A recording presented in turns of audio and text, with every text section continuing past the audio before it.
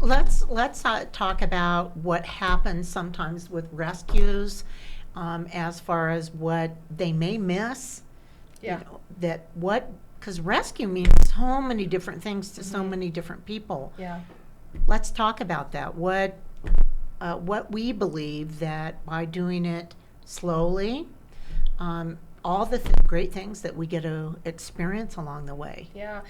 I think first I'd just preface that I think it's incredible how hard a lot of the rescues work. Yes. And especially how hard a lot of the shelters work. I think I just saw something the other day that the Humane Society just hit 5,000 adoptions for 2025. Yeah. Whoa, that's incredible. Like 5,000 dogs that are sitting Colorado in the shelter. Springs? I think it was Pikes the Peak? combination between Yes. Pueblo and Colorado Springs. Okay. And I work with several people there and been in the trenches of those facilities, and there's some really incredible people that work there. But I think sometimes they get a bad rap because they don't have a no-kill sticker on their door. But 5,000 adoptions is proof that they are doing the right thing. What we are very blessed and are able to do is all that evaluation up front. Yes. And then when we have somebody who's interested in our dog, no matter if it's in Mississippi, that's an extreme case. Right. But we drive to the northern end of Colorado, the western end, the eastern end, wherever. Yes. We hand deliver that dog. We do a face-to-face meet and greet. We do a dog-to-dog meet and greet. If they have other pets in the home, and then we hang out. I'm usually with a family all day. I don't know if they like it, but it's several hours while I'm there, because we're essentially doing a private lesson. We're talking about, here's everything I've worked with on this dog. Here's the commands they know. Here's some things to help you, keep the ball rolling. That's actually one of our forms, says keep the ball rolling. And it goes through, hey, this dog's used to sleeping in a crate. Don't get rid of the crate yet. And matter of fact, I ask all of our adopters, please have the crate ready, and we talk about what size they need, and I bring the dog's bed with me, and if they don't have a crate, I get them a crate. You've even went and got a few crates for some dogs. So we try to make that transition from my place to their place as smooth as possible. Yes. And I do believe that's why we've only ever had one dog returned out of 106. And he got a new home. He was great. He just wouldn't stop chasing the neighbor's cat.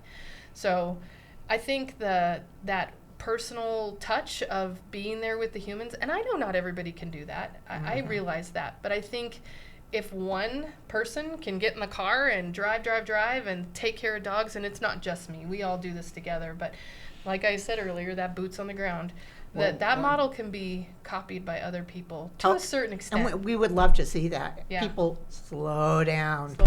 Randy, when you get somebody interested in, they're going to adopt a dog, and they're in northern Colorado, do you ever go, long drive? I'm driving back up here Saturday. So you just seem to be like, no issue. I can't do that. I'm not wired that way. She's younger than us. Well, I don't know that age. It's just I couldn't do it at any age. No, my entire family asks me the same thing, and I will admit there are some nights I'm driving home, it's close to midnight, and I'm kind of rolling the window down and slapping myself to stay awake. But that next morning when I wake up, it's not always rainbows and unicorns. It's sometimes I'm just like, don't talk to me, I'm tired. But yeah, I know. Ask Mark. He's seen the ugly side. No, I think it's just worth it. And I have these dogs for 6 months, 3 months. I've had them up to a year. I get very bonded with them, and so for me, it's just this huge thing when I get to walk out of somebody's house and I'm leaving the dog there. That's what I was going to ask. It's just like I'm the one crying. How does that I'm feel? the one crying. I mean, it's just like you. It's like your dog. Yeah. Or they look at you as their god, and then you're leaving. And it's like, what does it do to them? Well, I have to tell everybody before I leave, because again, that human side of people, they want to get down and hug and love all over them and tell them goodbye. That's the worst thing we can do. So I usually give the new adopters a heads up, like, I'm going to sneak out. I'm not even going to say goodbye. And I'm fighting back tears a lot. There's a lot of them I call in, and I'm like, oh my gosh. We had this little Chihuahua named Roy. Oh, yeah. And I bawled the whole way. I couldn't stop crying. I was so upset about leaving this dog. And he's with the best family. And they send me pictures, and he's doing great. But that is part of it, is to just walk out. Yeah. And knowing that we set a really, really solid foundation. Like, that house is not falling down. You know, that dog is going to be a great dog as long as they kind of follow those steps we gave them. And then the other piece is, I'm a resource to that family for the life of that dog. Yes. And honestly, any other dog they ever have. So I get text messages and phone calls and emails and, hey, something weird just happened, I'm not sure why. And then we talk about it right away. And we have a community, because almost every dog, we're still in touch with the people. So Brandy, Brandy, you have your iron in a lot of fires. You're busy. But your passion is the dogs. It's and the dogs and the people. Yeah. And the resources that you're a resource. Like you just said, you yourself is a resource. You do a lot of hands-on, the boots on the ground. Lynn does a lot. People don't get to see what she's doing because she's not right there on the video driving. Well, I get to see it. You get to see it. This is my wife, okay? Hey, Lynn, can you? I'm on the phone. She is always networking. When we're talking, the phone rings. She goes, "Oh, I got to take this one. It's an important one." And I'm sitting there going, "I'm not important." We know you're passionate about what you do. I'm not important. You're important. You're important. But that's my experience. But I know how passionate she is. Yeah. I know what she does and how she talks about you, how she works with you. She's like a bull in a china cabinet, or in a china shop. She's just like, she's a go-getter. I mean, she's just like constantly going. And it wears me out. So watching the two of you, I get plenty of exercise.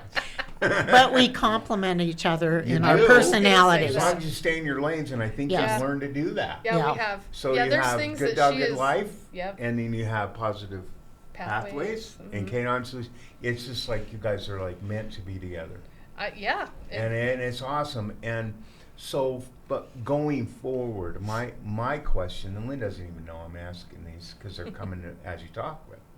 What do you see going forward? What do you need help with? What are your biggest needs as you know, as Positive Pathways and Good Dog, Good Life? There's needs. You've got to kind of, in any successful venture like this, you need to kind of multiply yourself. We do. And I think we've started to slightly do that. We have a few fosters in our network now. If I had a magic wand and I could wave it right now, it would be to build a facility for us. You know, my husband and I, we already got 40 acres out near where we live in southeastern Colorado. It's paid off.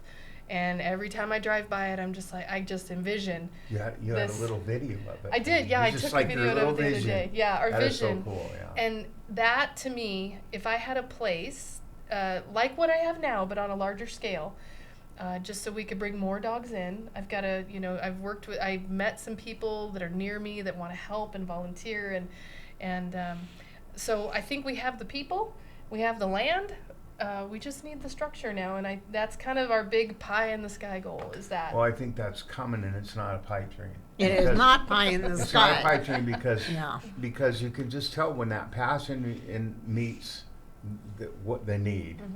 I know that there's people out there that are willing to help with it, and we'll do everything we can in the interim without trying to push it too fast or make it go in an unnatural pace.